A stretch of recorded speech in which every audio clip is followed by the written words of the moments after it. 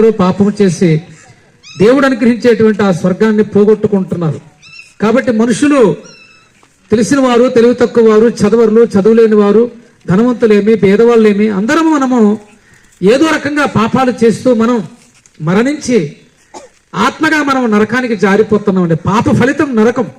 పాపానికి జీతం మనిషి యొక్క ఆత్మకి నరకం. అది అటువంటి నరకం మనం వెళ్ళిపోవడం ఆ పరమాత్ముడికి ఇష్టం లేక మనల్ని అందరినీ ప్రేమిస్తున్న ఆ పరమాత్ముడైన దేవుడు తన ప్రియకుమారుడైన యేసుక్రీస్తు వారిని భూలోకానికి నరవతారిగా పంపించాడు.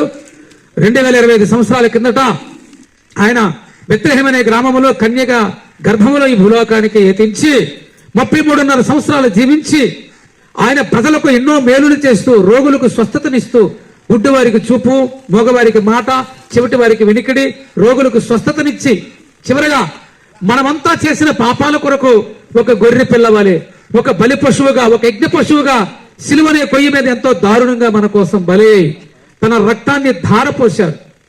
ఆ క్రీస్తు వారు కార్చిన అమూల్యమైన రక్తంలోనే మన ప్రతి పాపములకు పరిహారం జరుగుతుంది నమ్మితే. ప్రియులారా, పాపులమైన మనం రక్షించడానికి క్రీస్తు వారు తన రక్తాన్ని ఒలికించారు. ఆయన మరణించి సమాధి చేయబడి మరలా 3వ దినమున మృత్యుంజయుడిగా తిరిగి లేచిపోయాడు.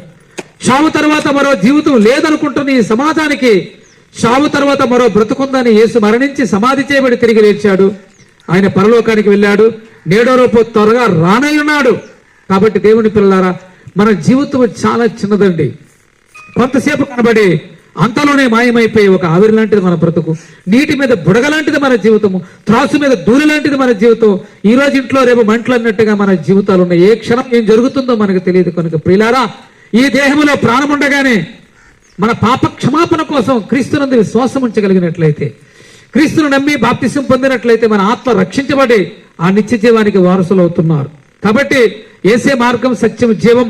యేసు ద్వారానే ఆ పరలోకం మనం పొందుకోగలం. కాబట్టి ప్రాణం ఉండగానే, ఈ జీవితం ఉండగానే క్రీస్తునందు విశ్వాసం ఉంచండి, రక్షణ పొందండి.